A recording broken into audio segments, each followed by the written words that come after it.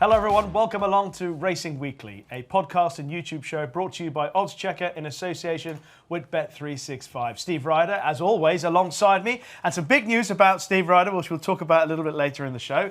But we welcome back to Racing Weekly Derby winning jockey Martin Dwyer. How are you, Martin? A little sad after the last match at Goodison Park? Yeah, it was. As an Everton fan? Yeah, I was working at Newmarket, but driving up there in the morning, I shed a tear when the teams came out and they played Z cars for the last time at Goodison. So yeah, mixed emotions. What are you laughing at? It was quite it was emotional. No, it's just you crying. It's not a usual thing, is it? I know. Last time I cried, I was in a casino. Racing's been good the last week, especially, obviously, with the Lock-Inge and all the action up at York. How much are you enjoying it? Oh, it's great, isn't it? Isn't it mental how it slowly builds up and then all of a sudden it's just like, wow, you need a day or two to digest what you've just seen. Yeah. And certainly after the weekend in York, it was just incredible racing and lots to look back on. Yeah. Steve, I hope you don't mind me revealing your news. You're going to be making your racing TV debut this week. Yeah, on Thursday. I don't think I'll ever do so much prep for a Chelmsford card as I will for Thursday. But yeah, delighted to be in the studio with Richard Hoyles and Steve Mellish, both friends of the show. So yeah, really looking forward to it. Yeah, in safe hands with friends. And what about the racing over the last week? I mean, how much fun did you have watching it, following it, everything that unfolded? Yeah, slightly tough punting week for me, but if you didn't enjoy last week in racing, flat racing isn't for you, is it? You had the contrast of Rebels Romance winning again, £10.6 million in prize money, 17th win of his career. And then you just had Royal Ascot clues left, right and centre. You thought, right, OK, I'm just going to sit there and digest this a bit. And then suddenly, even Sunday night when Martin was at Newmarket, you then had a ridiculously impressive performance. So if you're not excited about flat racing this time of the year, you're in the wrong sport. And I've been saying everywhere I've been going, the trials are over for Epsom, but apparently they're not. There's still hope for a couple of horses, maybe running this weekend, to still appear at the Derby meeting. Before we get into our look back on the racing of the last week, Martin, we do ask our guests for one horse to follow for the remainder of the flat season. So what have you got? Remainder, there's still plenty of water to flow under the bridge. I'm going to go with Ernst Blofeld of Jonathan Gosden's. I was impressed with him at Kempton when he was third on debut. That was a good race. The second went out and won, and I know the winner was beaten. Gladius was beaten at odds on at Salisbury, but I think the firm ground has affected this horse. He won at Kempton when he stepped him up to 10 furlongs, and then he was third in the listed race at Newmarket, and he was fourth in a London Gold Cup at Newbury. But he's still not running to his best. I think he needs a little bit more juice in the ground, and when we're going to get it, I don't know. But at some point we are, and on good ground, this horse is going to be so much better. He's off 91. But I think he's got so much potential. He's a lovely horse. He's quite big, isn't he? He's a big, solid horse, and you can just see him. I mean, his mother, she was a multiple Grade 1 winner in America on firm ground. He's by Frankel, but he just looks too heavy for this fast ground at the moment. So when the weather changes, I think he's going to have a really good middle to the end of the season. All right. Ernst Blofeld, a name to remember, courtesy of Martin Dwyer for the remainder of the 2025 flat season. It is time now, though, on Racing Weekly for this week's Racing Recap. And we start with the Lock-Inge Stakes at Newbury, and you can open the batting on this, Martin. Everyone talking about Rosallion, notable speech, Dancing Gemini. Obviously, very well fancied for the race. How big a surprise was it to you that Lead Artist won, first of all? I think it's not a big surprise. I think he went into the race with a fitness edge over notable speech and Rosallion, who I think both needed their race. And I think Lead Artist, it was a deserved win for him and how he'd been performing. But I don't think he was the best horse in the race. I think Rosallion and notable speech, if they meet him again, I think they'll beat him. Dancing Gemini, I mean, he's been a brilliant success story so far this season. He's really got back to as he was as a 3-year-old. But again, I don't think he's top-level Group 1 horse. I think it was great for Lead Artist and connections. Not so for Kieran Schumacher, unfortunately. But I think Rosallion and Notable Speech, they both needed the race, and they look like they'll come on massively for it. Everyone's had the chance to talk about the Kieran Schumacher, John Gosden, Teddy Gosden, best available. So what's your view of the whole scenario? I think he's been unfortunate. I think Kieran really has been unfortunate in timing. He took on the job last year, taking over from one of the best jockeys we've possibly ever seen. in Frankie Dettori, and he's stepping into big shoes that he was struggling to fill, and the horses weren't there either. So then this year he's come in to ride some good horses, and the Guineas was a bit of a mistake on his part. He just sat for 2 strides too long, didn't he, and let Rule and Court get away from him, and that was a costly mistake, which ultimately cost him his job. Look, we have to be frank and honest. Kieran probably hasn't been riding at his best. For me, it was all down to confidence, the same as Steve will tell you, any sports person. When your confidence is low, you make little mistakes. He looked like he was riding under the trainer's instructions. When you watch him ride, you can see him over-analysing things in his head. You can see it. I can read his mind riding races. And where William Buick, on the other hand, he's riding on instincts and doing what he thinks is best in that moment. And that's the difference between at the very top level. So, yeah, hopefully he'll bounce back, but it just wasn't to be for him, was it? Fascinating insight. One jockey who is clearly riding with enormous amount of confidence is Oisin Murphy. And it looked as if Dancing Gemini had come to win the race, Steve. Yeah, Dancing Gemini is an interesting horse, isn't he? Because it's hard to believe that he ran in the Derby last year, but he shows plenty of pace. But I think he lulls the jockey into a false, or thinks him in trouble, because he's done it to Kieran Schumacher, he's done it to Ross O'Ryan, he's done it to Ryan Moore, where they get after him and suddenly there's a burst of acceleration, and in previous races he's gone clear and hasn't been caught, whereas this time went past and Lead Artist, who obviously stayed 9 furlongs previously, then got back up to win. But good for Oisin Murphy, first Group 1 win for Juddmonte. He was obviously beaten in this race narrowly on Lightning Spear back in 2018. It's amazing how much these kind of 3-year-olds have progressed, really. Lead Artist was still a maiden at the time that Rosalian and Notable Speech were fighting out the 2000 Guineas. And he was probably a rare highlight of last season for Clare Haven and Kieran Schumacher with what he did. He just needs rattling fast ground. I don't think you could ever back him anti-post for anything. Martin touched on the fact that we haven't had any rain in what feels like forever. And even rain the morning of a race, it's as if his wheels spin and he just can't get traction on that ground. But yeah, I was impressed with what Lead Artist did, but the eye is drawn back to Rosalian and Notable Speech. And the handicap of this morning has raised Lead Artist £3 up to 120, but both Rosalian and Notable Speech remain on 122, which probably says it all. Dancing Gemini is a 4-1 favourite, along with Rosalian, joint favourites for the Queen Anne Stakes at Royal Ascot. Lead Artist is 5-1, Notable Speech 6. This is all with Bet365.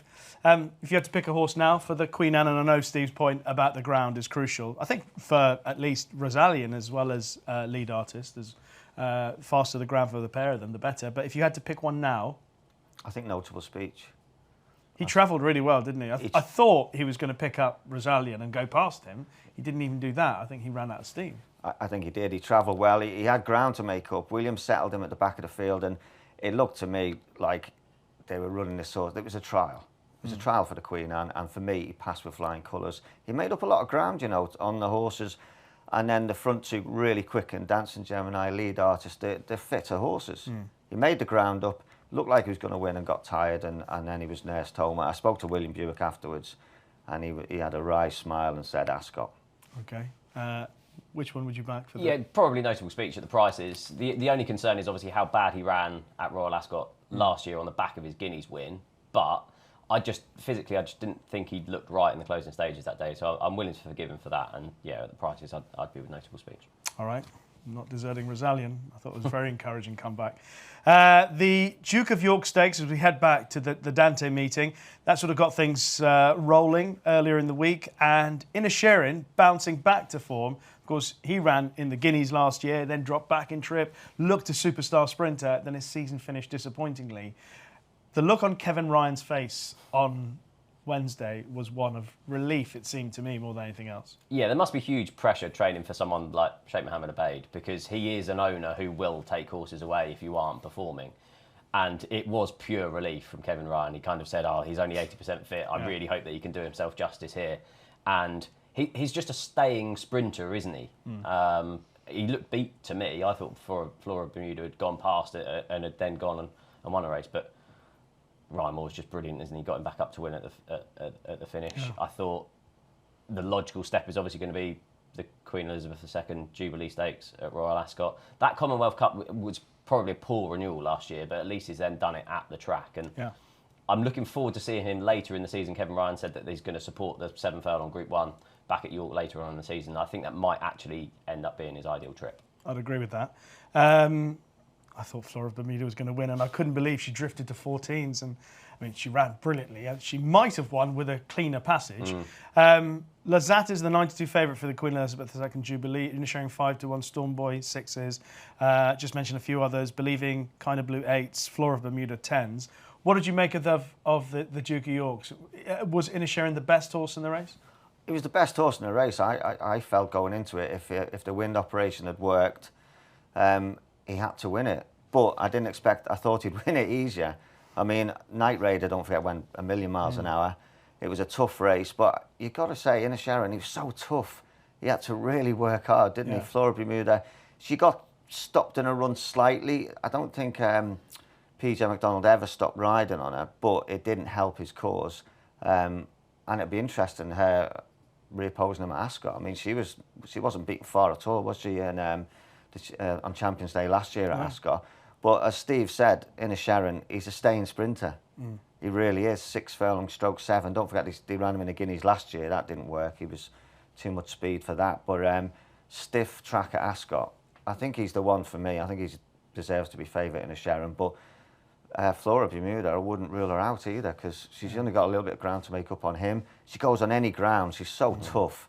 I mean, she literally handles anything. She was a bit unlucky in the Haydock sprint last year as well, wasn't she? Yeah, she got going late. So she a 10-1. She's a massive prize for that race. 100%. You've read my notes. I'm all over Flora of Bermuda for that race at Ascot. I do think she's not quite had the rub of the green in those Group 1 races yet. Hopefully it'll be at Royal Ascot. See the Fire produced a quite outstanding performance in the Middleton at York. Caught a few people by surprise on the day how well she won. But it's interesting listening to one or two other people talking about the race. They said you couldn't have had a better setup through the race. So what she did actually gave her optimum chances to produce a performance like that. Yeah, I couldn't disagree with that. She's at her best on fast ground, and she's at her best when she gets a fast pace to run at, because she can over-race a little bit. She can be a bit keen.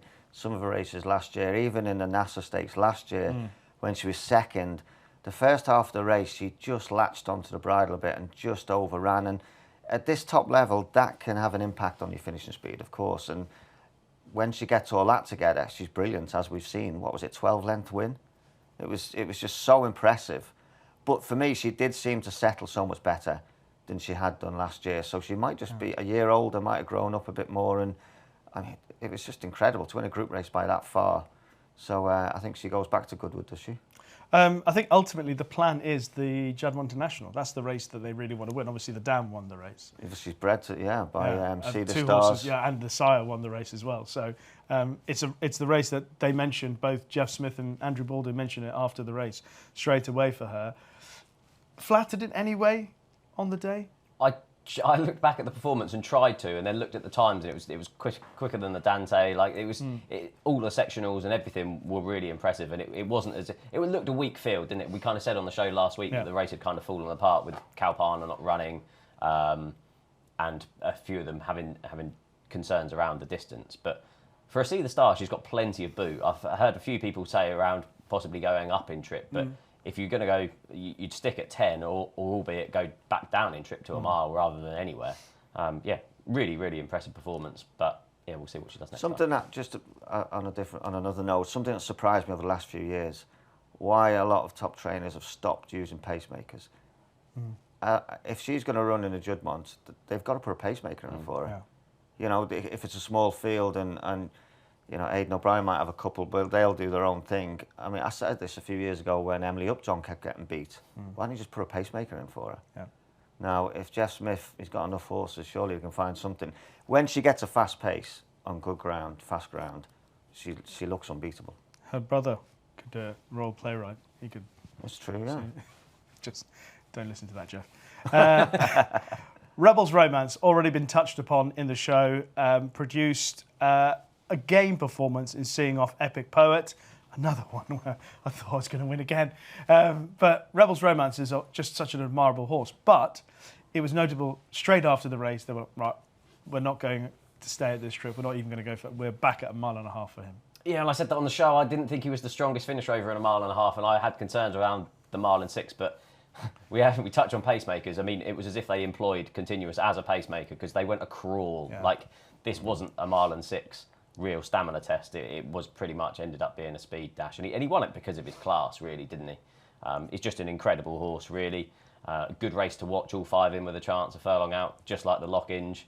It real bored up to that excitement at the finish. But I'm glad they're going back to 1.5 miles because, I would have huge stamina doubts over him if they went for something like the Goodwood Cup. Yeah, I think that's fair about what the future holds for him, Martin. He's a 1.5 mile horse tops, and William Buick was at pains to stress that to Charlie Appleby after the race. Yeah, exactly. I was talking to William the other day. I had a catch up with him, and he said when he entered him in the race, William said, I thought, this is going to be a disaster.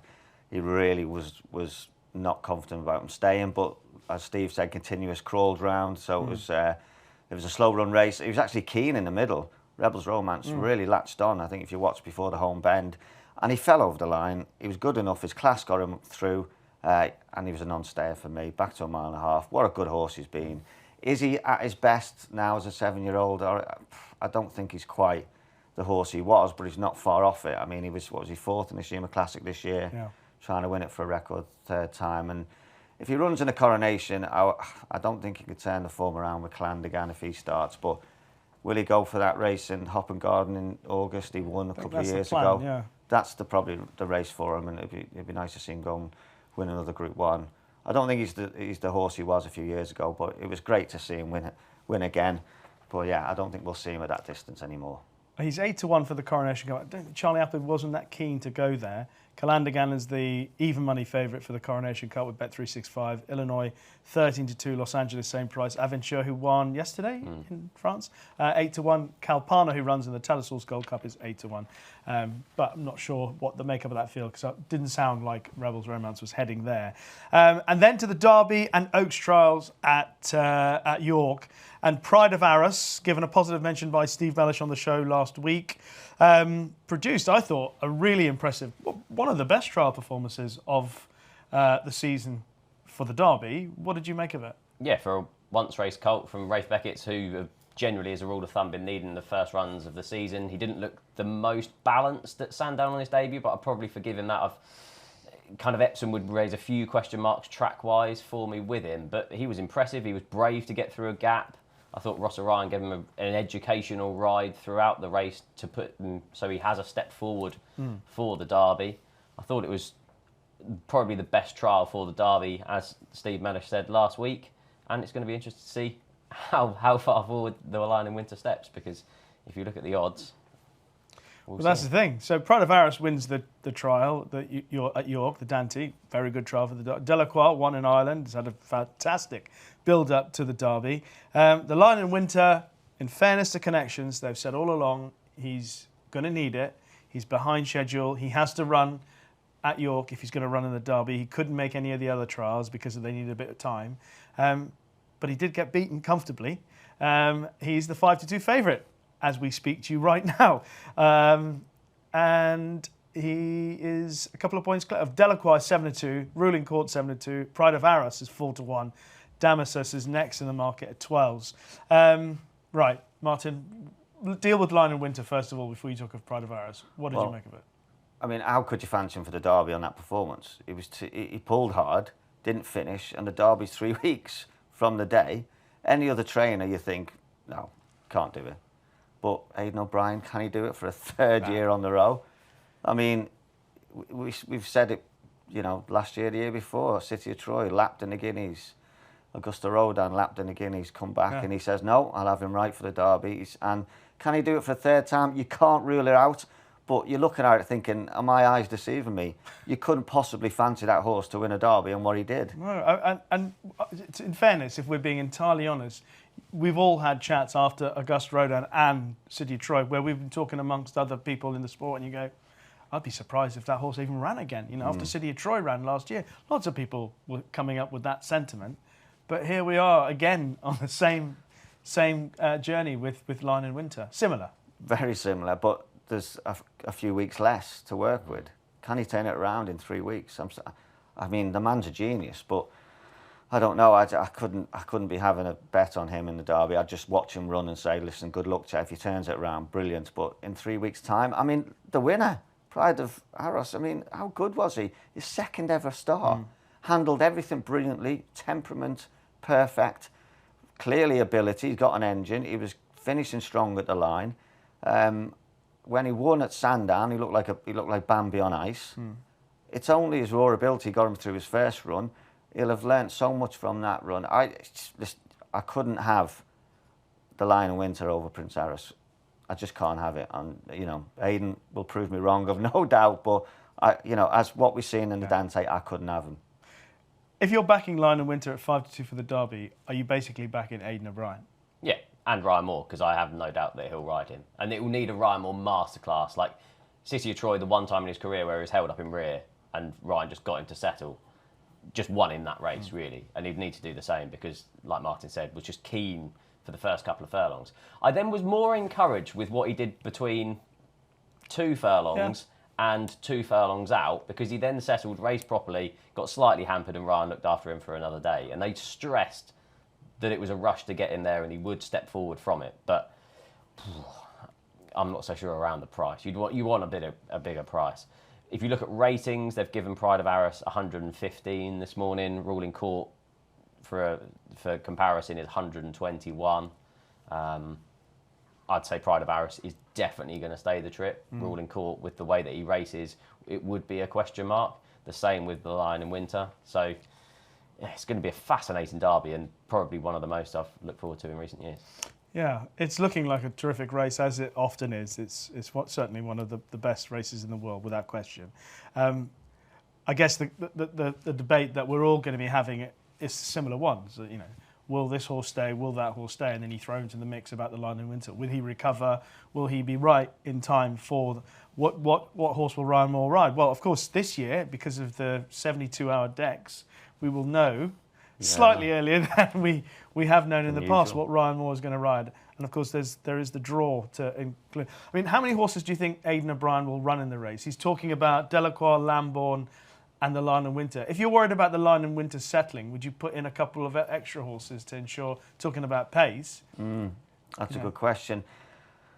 Yeah, they're going to need, I've no doubt if they run him, I think they'll run a pacemaker. I think they'll run something to take them along so that it's not a stop-start. The one thing the Lion and Winter he won't want is a stop-start pace. He'll want an evenly run race. He won't want them to slow it down at any point and then get him keen. So, yeah, it's an interesting race, like Steve said. I think you've got 2 solid horses in Delacroix and Pride of Arras, who tick every box. They're good horses. They stay well. They settle. They've got great temperaments. And then you've got Ruling Court, a Guineas winner, suspect at the 1.5 miles, but he is out of a high chaparral mare.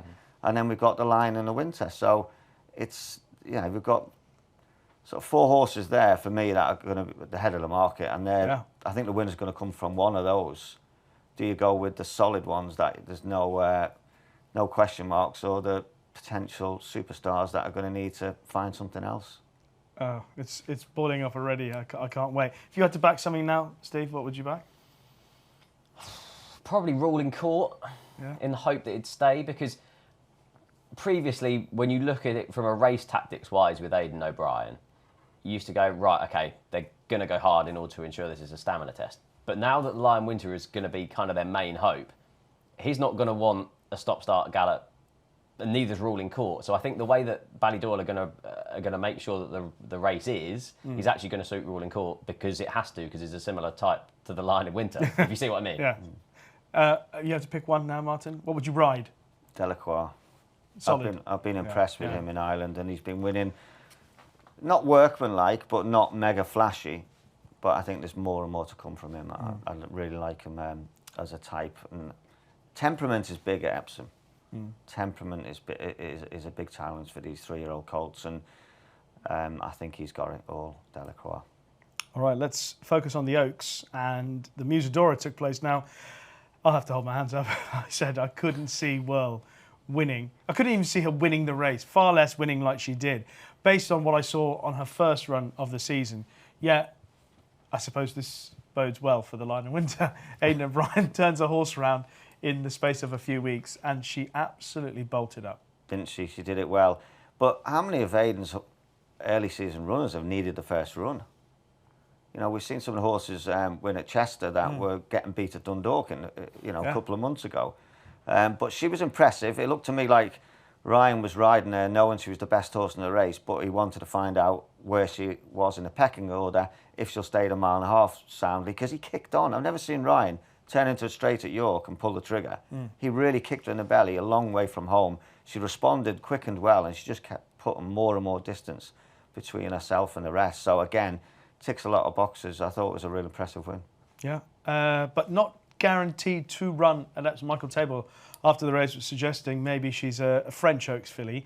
Desert Flower, the 11-4 favourite. Mini Hawk, 11-2. Giselle, 8-1. Falakea in the market, 9s. Not got confirmation yet whether she's heading to Epsom. Whirl is 12s, but again, not sure where she's going to go. Were you impressed with regards to Epsom for Whirl? I was, but obviously he's got so many fillies, hasn't he? But he normally chucks quite a lot of fillies at it in comparison to in the Derby. I was quite taken with Mini Hawk from kind of the Chester trials in comparison, more than any of the others. But yeah, it wasn't a race that I was hugely enamoured with. No. So let's do Oaks selection. What would you back in the Oaks now? If a new Whirl was running, I'd back her. And if she was running, 12-1 would be a very attractive price, wouldn't it? I was more pleased with their performance than Mini Hawk in the Chester Oaks. Brilliant. Okay. And what would be? Yeah, we Mini should have Hawk? swapped shirts, really. I'm Team Blue. Well, I think Desert Flower. I think we could see 2 Guineas, Oaks / Derby. You think she'll Derby definitely stay? The way that she races, I think she gives herself a good chance. And I think she's in the mould of minding, won the Fillies Mile, won the Oaks by class as opposed to stamina. And I think 10 will end up being her trip. I think she's probably just going to be good enough. So ruling court, Desert Flower, so Charlie Alford wins the first 4 classics. And then they both meet in the St. Ledger going for the respective Triple Crowns. No. No? If ruling court won the Derby, I reckon they'd have a pop at the Triple Crown. Camelot style. Well, I agree. Yeah, I think if he won the Derby, I think they'd go for it because it would mean quite a lot to obviously Trump Coolmore, or Ballydor, who've been trying to do it. Well, it'll be history making, won't it? Oh, brilliant. I mean, Nijinsky's the last Triple Crown winner that we've seen here. Can you imagine apart from Oso Sharp. Can you imagine how many Aiden's going to run in it in order to try and stop him from getting the Triple Crown? That would be so exciting, wouldn't it? It'd be absolutely brilliant. That'd be brilliant, yeah. And then Saeed wins it with Tornado Alert. Okay, lots of other good racing elsewhere over the last week or so. Martin, you were at Newmarket. We'll come to that in just a moment because you can tell us about a horse that created quite an impression on the weekend. But Steve, let's start with you. Anything else from the last week that you wanted to pick up on? I was quite impressed with Symbol of Honour, beating Ides of March in the Carnarvon Stakes. Now 4 from 5 over 6 furlongs in his career. His only defeat came in the Coventry. Obviously, he has been gelded, so he can't run in the Commonwealth Cup. So interesting to see where they go next with him. I thought Sadar did well in the London Gold Cup. He's only gone off £5 this morning to 110. Just put Getting in your tracker. Yeah. That was the horse that beat him over the course and distance in a novice. Obviously, he had a slight setback and might be back towards the end of the season. But yeah, the form of that race just keeps on getting boosted. So it'll be interesting to see if he comes back. The Marygate, I thought, was an interesting race. I thought Harry's Girl was the horse to take out of that. She went past Love Olivia. It looked a strong race on paper, kind of had the race won, and then I felt as if she kind of got mugged by a horse that she didn't see late on. I imagine she'll go for the Queen Mary and then the Super Sprint. So she'll be another filly for the Hannons, which will be worth keeping on side for the rest of the season. I was at Newbury on Friday and I watched Kontiki on the big screen at York. I thought she was going to be really impressive and then kind of Fell in. Yeah, fell in towards the finish, but she's now 3 from 3. I thought she was more dominant than the half-length winning margin suggested. And they're going to France with her for the Sandringham? Yeah. And then Charles Darwin, I tuned in to see how impressive he'd be in order to kind of stake his claim for the Norfolk. I was really taken with the second, Cardiff by the Sea, bought for 320,000 guineas for Fozzie Stack. And when you look at a race like that, you kind of think, well, the favourite wasn't particularly impressive. I just think she's very, very good. She's a half-sister to Al Qudra. She's around a 14-1 shot for the Queen Mary. And yeah, they know when they've got a good horse, and yeah, I think they'll head to Royal Ascot with her, even if she is still a maiden. Martin, before we get your other horses that created an impression in the last week, can I ask you both about the Ascot Gold Cup picture, or the Gold Cup at Ascot? Kyprios won again, as he often does, but there was concern after the Saddlebag that he might not have been right. I think he walked away lame after the photo was taken. Aidan O'Brien then explained that he knocked himself and that all was fine in the 24 hours after the race. So he remained pretty solid at the top of the market for the Gold Cup. But now he's 7-4. He's out to 7-4, and Illinois is 15-8, challenging Kyprios for favouritism for the Gold Cup. Jan Bruegel 5-1. This is all with Bet365. If you were interested in the Gold Cup market, well, I mean, I presume you'd just go, I'm not just going to wait now, because after Aidan O'Brien said that, I'm not sure now, because the market says he might be a non-runner. I think you'd be brave to have an anti-post bet in that race. I really would, because Aidan holds all the cards. He's got the best stayer we've had for a long time, and he looks unbeatable in Kyprios. He's got to come to the end at some point.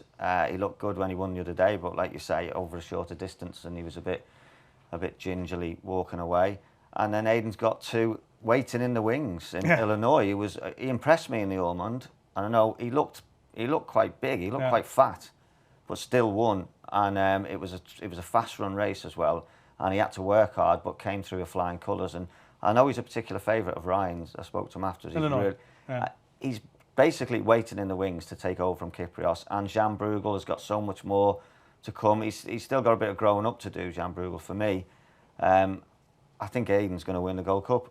It's just what he runs. So you've just got to wait. It's just a funny situation, because he said it's all fine, and now the day after he says that, suddenly Illinois is nearly challenging for favouritism. I think the only possible bet you can have today on the Ascot Gold Cup is to back Sweet William each way. I don't know what price is. Yeah, because I think if Kyprios is 100% and makes it on the day, Illinois is not even going to run. So if you're going to back either of them, I think you're going to have one non-runner between the two of them. Yeah.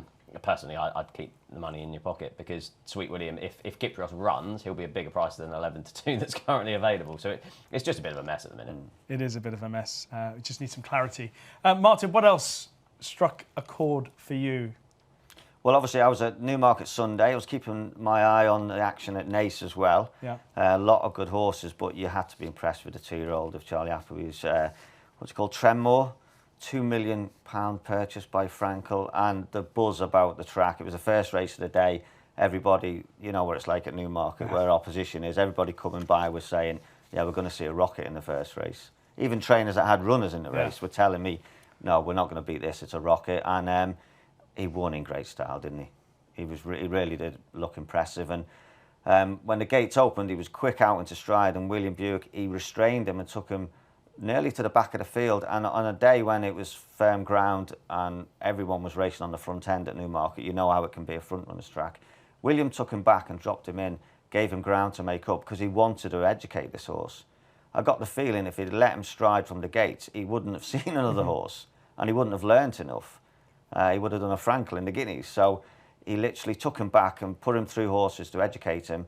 And at one point in the race, he dropped the bridle around the 2-pole, and William squeezed him. And all of a sudden, he come back in his hands, and then he had to sit quiet again, because he didn't want to go clear of the field and idle in front. So it really was an educational ride, but a horse with a massive engine.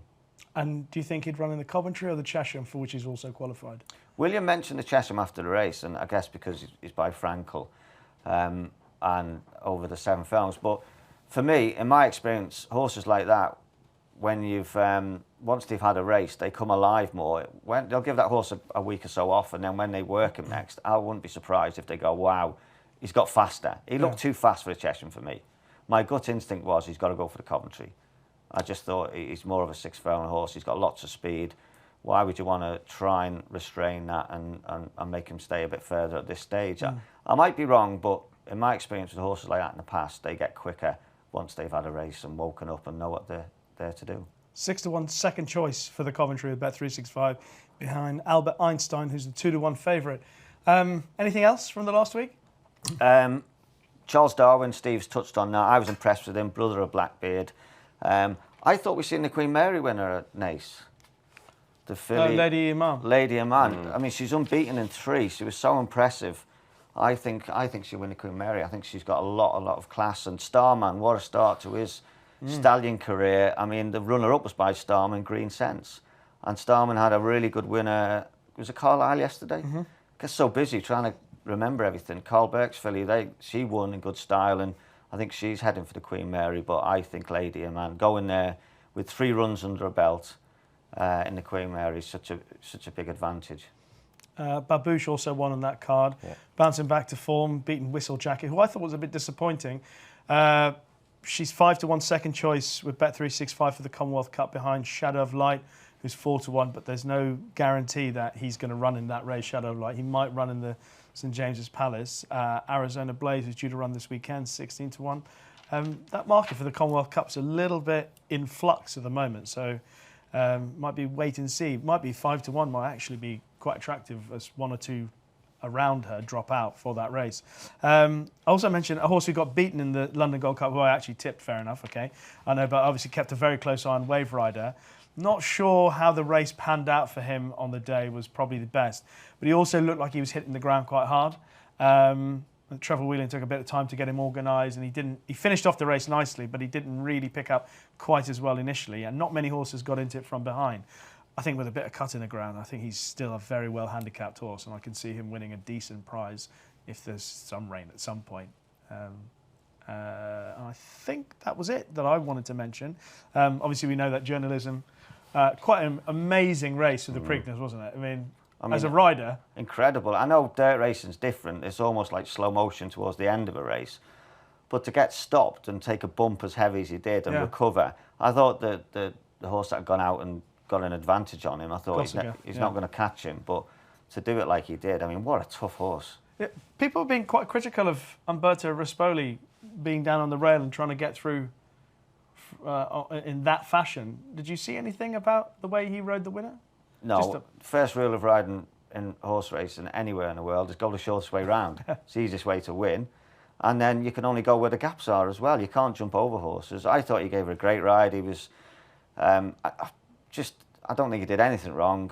Was he criticised for the race before, the Kentucky Derby? I can't remember. I don't think he did anything wrong in that either, did he? He just got worn down by a better horse. Yeah, I mean, that's what a turnaround, because what was that, 3 weeks ago? Yeah.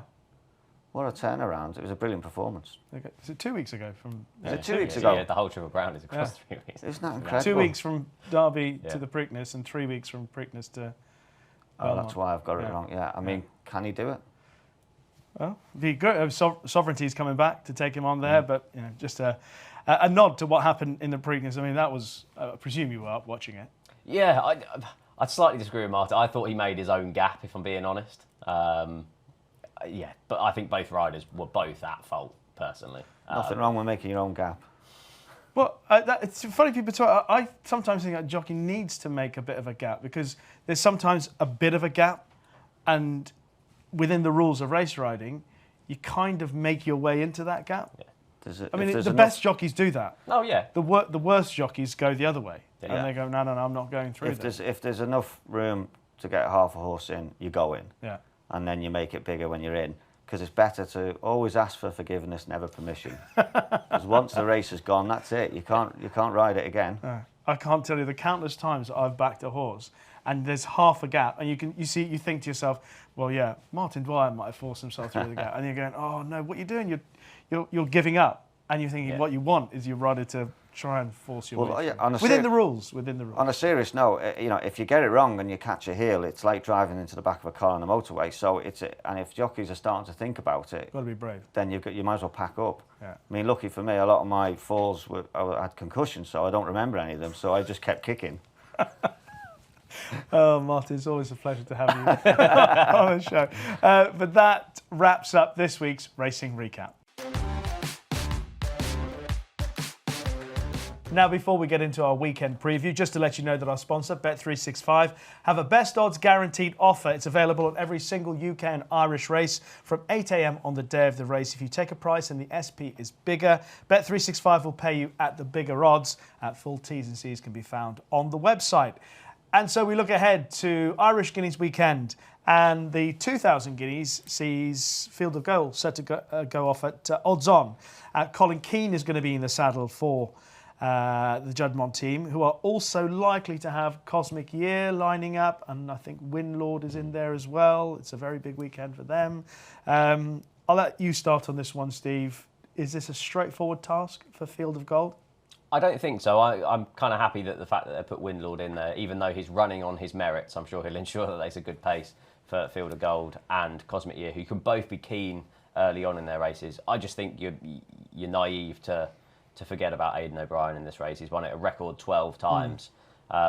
Officer really reminds me of Paddington and the way that he kind of progressed. So Paddington won a handicap, won the Tetrack Stakes, and then won a further three Group 1s later that season. Officer won on his debut, finished third in his reappearance against his elders. Camille Pissarro was in that race and obviously boosted the form in the French 2,000 guineas when not beaten that far. And then Officer won the same race as what Paddington did last time. Looks the type that a strongly run mile will suit. He's by Debarwi out of Hydrangea, who obviously won a Group 1 at Ascot over a mile and a half, so should be a strong stayer later on in the season. I thought, looking at it, he was likely to be the stable number 1. Gets the assistance of Ryan Moore. Before betting was taken down just now, he was around 6-1, and I'd prefer to take a chance on him as opposed to the Juddmonte horses. He's an exciting horse, like so many of them are in this race, and obviously Aidan's record is outstanding. Where do you stand on Field of Gold's position at the top of the market, so short seemingly? For me, I think he's too short. And we've yet to see the final declarations and what's going to run, but I think he's a very short price. I think he lacks a gear at this top level. I think he's a mile and a quarter horse. I don't think he would have beaten Rule of Court if he'd have ridden him any different way. But people wouldn't have said that after the Craven, would they? They seemed to suggest that he had got quite a significant But turn. the Craven, they went flat out and fell in a heap, and he stayed on. His stamina took him to the front, and his class. That was a trial, and there's a few fresh horses that hadn't run for a while in the Craven. They went way off too quick, and it was a bit of a deceiving race. I think he's top level horse. I think he's more of an Eclipse horse to me. He could win the Irish Guineas, but he's too short a price for me. And I'd say the horse that's gone under the radar is Jesse's horse, Hot as Hell, but will need a drop of rain, but it might well come. I like him. He's got some really good form from last year. The only horse to beat him was Henri Matisse, and that's obviously some very good form. And he was going to run in France. They took him to France, didn't they? Yeah. And he's going to need rain, isn't he? But it is forecast quite a lot of rain on Saturday in Ireland. Yeah. So I believe they've had none yet, but the picture could change a whole lot by the end of the week. Yeah, he's a good horse. He was good at Doncaster last year. I also mentioned Opera Ballo of Charlie Appleby's. I think he's been working with the plan heading to the Curragh for the Irish Guineas, judged by the Newmarket reports from last week. But going into the Craven, he was really well fancied. He'd done some really good performances on the All Weather, the Old Notable Speech, etc. But if you watch back the Craven, I mean, he gave himself absolutely zero chance. He raced with a choke out almost all the way, and they just ran away from him at the end. I can't believe that's. You know, if they did go a good gallop and he settled, I can see him running much better than his projected odds are for the race. So I like a couple of horses against the favourite. I don't think it's straightforward. The only concern with him was the fact that William Buick didn't ride him, and they'd won That the was a same. bit strange, They'd won yeah. the same 2 races that Notable Speech had won, and then suddenly William Buick gets off to ride his stablemate, and neither of them really figured. I believe that was entirely because there was only one horse William Buick was ever going to ride in the Guineas. Fair enough. That's what I felt that he was. So I presumed if James Doyle was going to ride and Opera Ballo did do okay, he would have gone and James would have ridden him. Opera Ballo was so impressive at Kempton, wasn't he? A lot of Charlie's horses at the Craven meeting over-raced, ran keen and fresh. It was almost like they hadn't quite done enough with them. It's a long season, and a lot of trainers don't like having the horses 100% for the first start or the first good meeting of the year, and then they just progress through the season. And yeah, I wouldn't judge Opera Ballo on that run. He was just way too keen and just didn't run his race. He was quite keen going to post as well. He got lit up, so it could be a different story. Certainly this far into the season now. So Officer, Hot as Hell with the rain. With the rain Okay. provided, yeah. I like Hot as Hell. Cosmic Year is another horse who's been so impressive. But what's if it does rain? You know, we're not entirely certain about. I mean, he was good at Newmarket. I was concerned about him on the ground at Newmarket being firm, given that Harry Charlton had pulled him out twice on firm ground, or he'd missed engagements because of firm. But he's got that awkward high head carriage, but it doesn't stop him. No, well, a lot of them do. Yeah, a lot of Kingmans do, but it's I not mean, a I seen problem, you is it? walking into the studio today. You got a high head carriage. Jason Weaver always takes the mickey out of the way I walk and talk if I'm ever on TV. You know, I walk like, and he says the same. He says my head goes up, my feet go out. And he was once like doing a duck. Yeah, and he was once doing an impression. And I said, oh, he did this on air, on one of the opening shows. He went, oh, what were you doing? And then he goes, what were you doing this morning? And they put it up in the screen of me. So he's doing a replay of me, and he's taking the mickey out of me. He's going, oh, look at him. And he's doing this. He goes, what's the matter with you? Why are you doing that? But, of course, on the way back from walking, he tripped and nearly fell over. So, Well, I'll teach him. Karma. Yeah, exactly. Okay. I will move on to the Irish 1,000 guineas, and I presume Lake Victoria is going to line up for this. And if she does, I think on her 2-year-old form and with that comeback run, she's going to be hard to beat. Yeah, she should do. Yeah, based on that. But again, Aidan, long season, she's definitely going to be peaking towards the end of the season, as opposed to her early season targets. I'd back Swelter at bigger odds. She's now obviously shortened considerably. But this is going to be a big weekend for Juddmonte, and I'd be more keen on her at the prices than what I would be the Colts in the 2,000. Defied odds of 12-1 to make a winning debut at Leopardstown. That looked a strong contest. And then I really liked the fact that she could win back over 7 furlongs in a Group 3 on a reappearance. Showed plenty of gears. The form of that race is working out really, really well. If you look at it, second, beaten 1 1/4 lengths was Exactly, who went on to finish 4th. An unlucky 4th, let's say, in the French 1,000 guineas. The 3rd behind finished 2nd in a Group 3. The 4th finished 3rd behind Babouche on Sunday. Yeah. Like the form just keeps getting Didn't the boosted. fifth come out the 5th on won a one? listed Yeah. race yesterday, or on Sunday, sorry.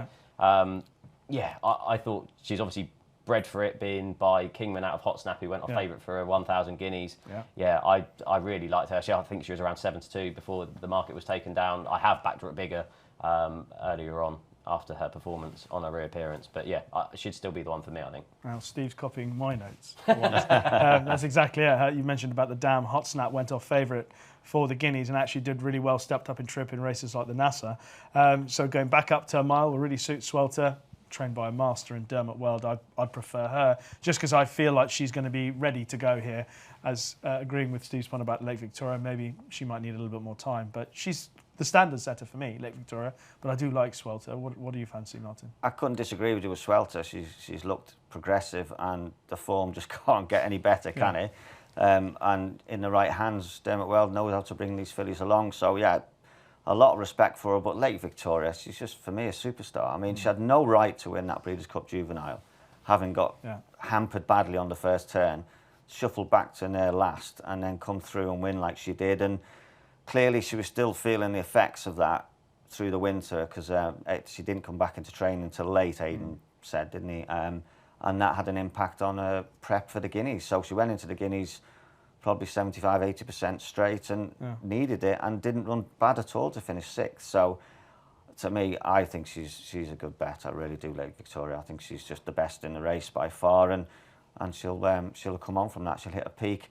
I think Flight has a good chance. Oliver Sangster's horse, Ollie Sangster's horse. I mean, beating a length in the Guineas, did nothing wrong, and I think she'll take a step forward from that as well. So yeah, she's probably quite a big price, is she? Yeah, she's 6-1. Looking at some of the prices available on Flight in the lead up to the race, but as we're talking here, the prices are still to settle down with the decks to come. Yeah, I thought I'll trot out my old stat about Lake Victoria that I've been using. It's so tenuous, but there's only one other filly that I can recall who's won 3 Group 1s as a 2-year-old, and that was way back in the 80s, a horse called Minstrella. And Lake Victoria won 3 Group 1s last year. Obviously, in the days of Minstrella, I don't think the Breeders' Cup existed.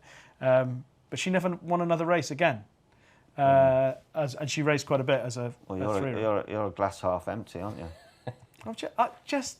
I'm a don't glass know. half full. So you know when you're sitting there going, "Oh, I'm going to just look at some old races," as I always do. Yeah, I'm going to use that stat, and I'm going to make sure and use it over and over and again until Lake Victoria wins a race, and then I'll never mention it again. It's a good stat while it's working. Right now it is. But Yeah. come Sunday, It could be absolutely redundant. Which is beating a nose in the Guineas, and you celebrate. I told saying, yes, I can use it for I another told 2 you months she- until yeah, it's done. horrible man.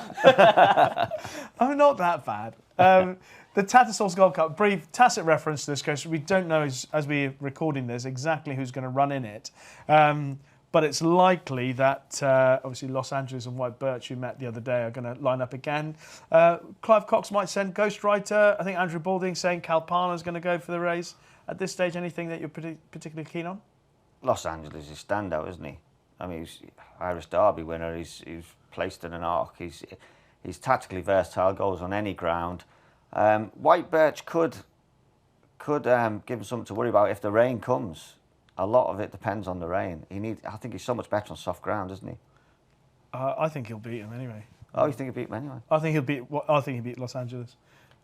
Yeah, I mean, he was off 344 days prior to that run. I thought he'd take a step forward. I thought Los Angeles would as well, to be fair, by the looks of him on the telly. I mean, it's just a brilliant race. At the time of recording, obviously, we don't know particularly what's obviously going to be confirmed for it. But you could have a King George winner in Goliath, Champion Stakes winner in Anmat, Group 1 winners Al Riffer and Cal Palmer, and then Los Angeles and White Birch. This has kind of been known as kind of a 4-5 runner race that Aidan O'Brien farms over the years, but he's not going to have it all his own way. No, I don't think so. I mean, Cal Palmer's favourite for the Arc in most places. Andrew Balding obviously had planned initially to run in the race at sea, the Fire one, but she missed that, didn't scope right, and she heads to Tattersalls Gold Cup. So I think that the stable obviously doing very well at the moment, and they'll be pretty keen on her chances. With White Birch, he's run 4 times over 1.25 miles at the Curragh, and the only time he's been beaten was last time by Los Angeles, and only narrowly beaten. And with I think a more aggressive ride, he might have got up. You say a more aggressive ride. He's always slow out the gates, isn't he? I mean, in the closing Always. stages, yeah. In the closing stages, he was given a ride to suggest, listen, He's going don't to be come too on hard from on him. it. Yeah, Which okay. That's you a get. Fair get. point. Yeah. I think I think he ran really well in a fast ground Dante as well. So I know a lot's been made of the ground, and I know he's had issues and bits and pieces from there. But it wouldn't put me off. But I would be more positive if there obviously was a bit. Yeah, very good. Third in the Derby. Yeah, good horse. Okay, the Temple Stakes on the weekend as we go to Haydock, and we can get betting up for that, can't we? I believe. But Bet365, Night Raider, 4-1, Rumstar, 9-2, American Affair. Night Raider, American Affair both raced at the Dante meeting. American Affair 13-2, Jassor 13-2, Magira 13-2, who won on soft ground in France. The ground might come in Magira's favour. Starlust, Breeders' Cup Sprint winner 8-1. What do you like here, Steve? I thought it was a really interesting race. Yeah, massively. Jassor was a horse that I did like previously. I'm glad that they're going back to 5 furlongs with him. Often keen in his races over 6. But first time out, I kind of worry that he'd blow his chance away. Starlust will surely have the Nunthorpe as his main aim. I imagine they'll use this as a stepping stone for that. I was quite taken with Night Raider's run in the Duke of York over 6 furlongs. I think this drop to 5 furlongs is exactly what he wants. It's amazing to think that he did run in the Guineas.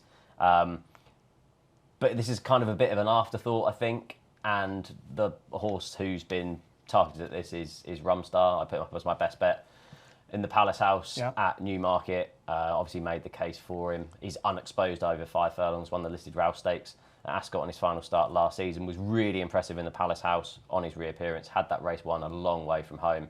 I spoke to Johnny Porton, we had a runner at Newbury on Friday with him. He joked that he'd have to Google how far Haydock was from him. He's actually only had 1 runner there in the last 5 years. Wow. But he is set to make that. I thought he was an improving sprinter. He's around 9-2, and I thought he was rock solid each way. Albeit that Night Raider may well progress past him come the end of the season. I thought in this specific race, Rumstar was the one to beat. Rumstar 9-2, second choice Bet365 for the Temple. Martin. Steve makes a good case for Rumstar, and I think he's improved. He lost his way a bit towards the end or middle of last season, didn't he? But Night Raider for me, back to 5. You know, he'd have won at York the other day over 5. He had them all off the bridle and beat, didn't he? He had Inisherin beaten. He's a Group 1 winner. I just think this horse, I mean, Cobbeck's had so much faith in his horse, kept saying how good he is, and it's amazing to me that he won over 7 furlongs on the all-weather. Yeah. But maybe he was just far better than that grade, and he was just getting over the line. He was winning the race from halfway. You know, he'd be 7, 8 lengths clear, and then he'd be coasting over the line over 7 and 6 furlongs. And I think back to 5 furlongs. I think on if it remains quick ground, I think he'll just be away and gone. I don't think they'll catch him. Yeah. Okay. The fact that Knight Raider is in the race will be perfect for Rumstar as well, because he needs a fast 5 furlongs. He's one of these sprinters that can kind of mix it between 5, 5.5 and 6, and the fact that Knight Raider will go off in the lead, I'm just hoping that he's drawn near him. Well, he wasn't being far in the Commonwealth Cup, was he? No, 80 to 1 that day. Yeah. Finished close, And close in a Portland over 5.5. Yeah. I think when I did the stats last time, I think he was 0 from 10 over 6 furlongs, and then they dropped back to 5, and it really kind of sparked him back to it. This is where the rain will, if the rain comes, it will suit Rumstar and slow the race down towards the end. Where if it remains fast ground, I think Knight Raider will be gone. Yeah. All right. It's the ground's a thing for me, and obviously I'm working at Haydock on Saturday, so I have had a good look at all the different weather forecasts. There is significant rain apparently coming to Haydock on Saturday. So with that in mind, I thought maybe Maghera, who all Maghera's form has been with cut in the ground. And I thought it was pretty impressive last time out. Electric Storm went over to France. Electric Storm is also in the Temple, but never really got in the race, was a bit slowly away. Maghera is pretty impressive, and I thought if the rain came, that might be my play. But I'm going to wait for the weather, and hopefully I'm wrong about the weather, because I'd rather stay dry on Saturday. The Sandy Lane Stakes also takes place for the 3-year-olds. Big Mojo, 5-2 favourite. Now, Symbol of Honour's 3-1. Not certain that he's going to run in the race, but what else is there? Because he can't run in the Commonwealth Cup. Arizona Blaze is 4-1. Powerful Glory, 9-2 on his comeback run. Ain't Nobody, 8-1, and 10s bar those. What do you fancy here, Martin?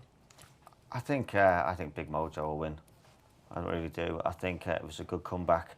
Ascot and the Commonwealth Cup trial, for me, he didn't quite see out the 6 furlongs on that stiff climb. He's such a fast horse, but this level 6 furlongs at Haydock will suit him. Obviously, the wind operation has worked. I think he's a horse really on the comeback, and I think he's just going to progress all season. I've got a lot of time for Big Mojo.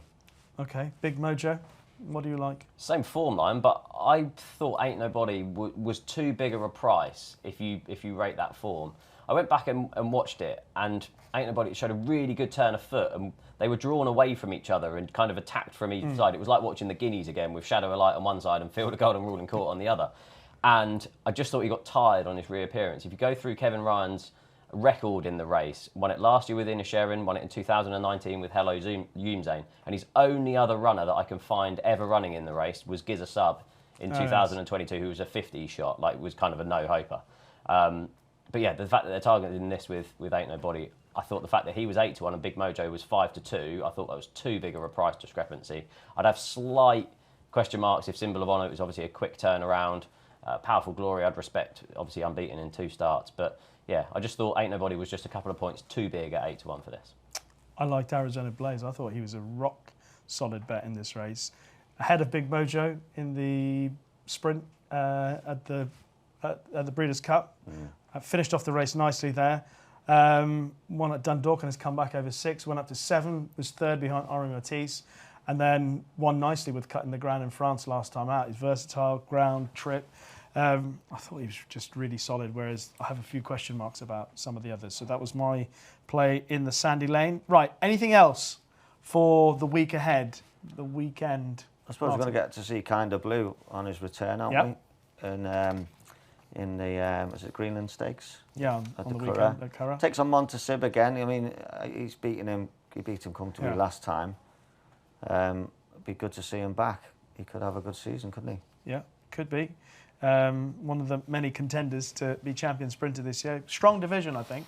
Yeah. The sprinting division. What else? Yeah, I think in that race you're also going to see Storm Boy on his first start for Aidan O'Brien. Yeah, that'd be so quite that's well exciting, worth tuning into with regards to Royal Ascot pointers. Stanhope Gardens is a horse that I was hoping would turn into a Derby horse. And I'm slightly confused at his campaigning. Well, I haven't seen him yet. He's entered at 7 furlongs at Goodwood and over a mile in a conditions race at Salisbury on Saturday.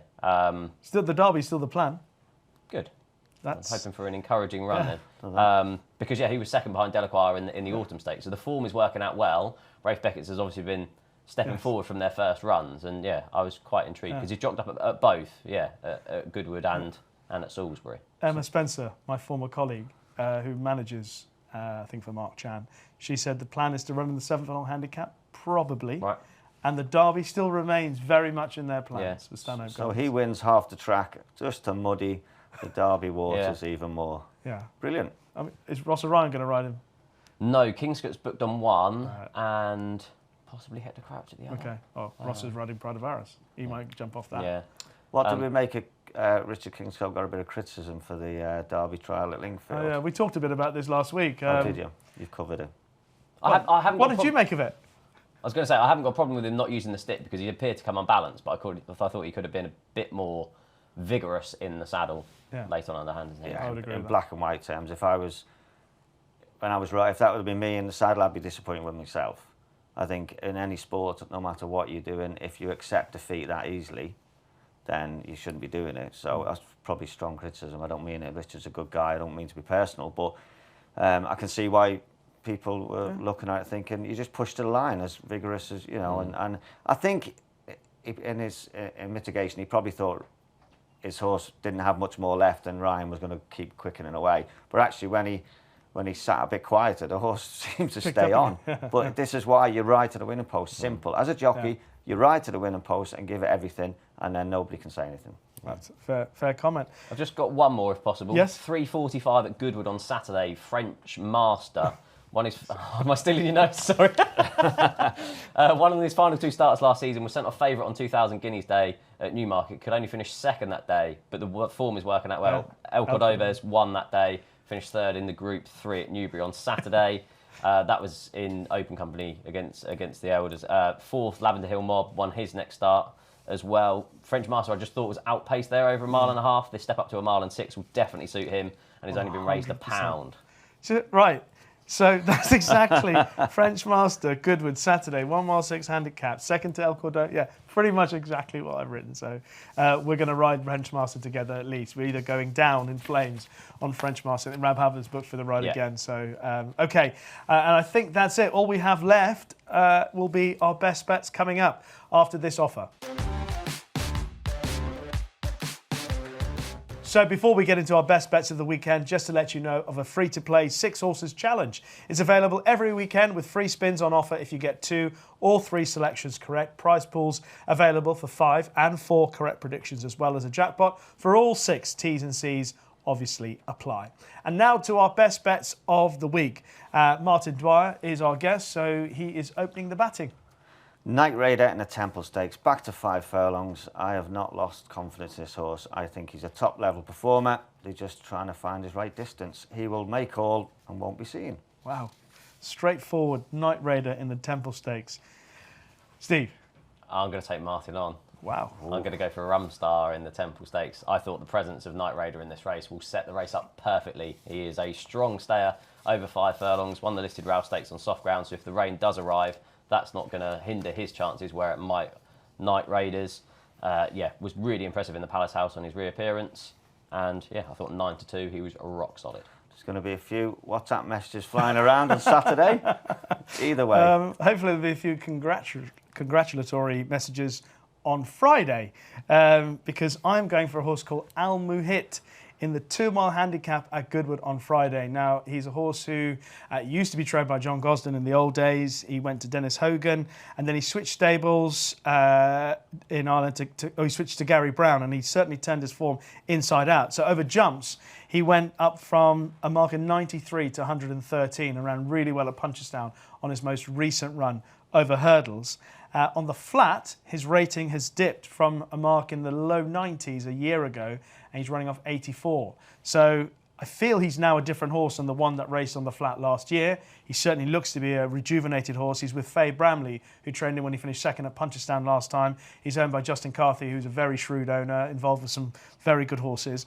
So Al Muhit in the 2 mile handicap at Goodwood on Friday is my best bet of the week. Jack Mitchell booked to take the ride. And that's it. Martin, where are you out and about this week? Are you racing? I'm quiet this week and then I'm on course Salisbury Saturday, in the studio for the Irish Guineas on Sunday. I'm back in the studio on Monday. I can't remember where racing is Monday. I have to get through the week before we start looking at Monday again. But yeah, looking forward to some great action. Yeah, absolutely. And Steve, best of luck on Thursday. Thank you. At Chelmsford. A lot of us will be tuning in. The old Steve Ryder, for many of you remember the old Steve Ryder who I worked with back in the old BBC days, he's about to retire. We've got a new Steve Ryder taking his place. That's the way I see it. We wish you the best of luck with that, and hopefully we'll all be working together one day on racing TV and who knows where else. And are you playing cricket? No, not yet. So how long ago? Still going to give myself a couple of weeks off with my knee. Still a couple more weeks to go. Okay. And then I'll be back in if I can get back in the team. They keep winning without me. Oh, it's 2 from 2 because they won the first. Right, so you're not going to go back in. No. And that's the end. Or I will. I'll get in and I'll be batting at 9 and not bowling. That's how I used to spend my Saturdays. Okay, that is it for this edition of Racing Weekly. This, of course, brought to you by oddschecker in association with Bet365. Many thanks to Steve Ryder and Martin Dwyer for joining me on the show this week. As always, if you like what you heard or seen in this or any of our previous episodes, then leave us a kind review in the comments section on YouTube and in the review section on Apple Podcasts. We're back next week looking ahead to Haydock once again, and of course to York, and Tom Bull will be joining us for that. But for now, from Steve, Martin and myself and the Racing Weekly team, bye-bye.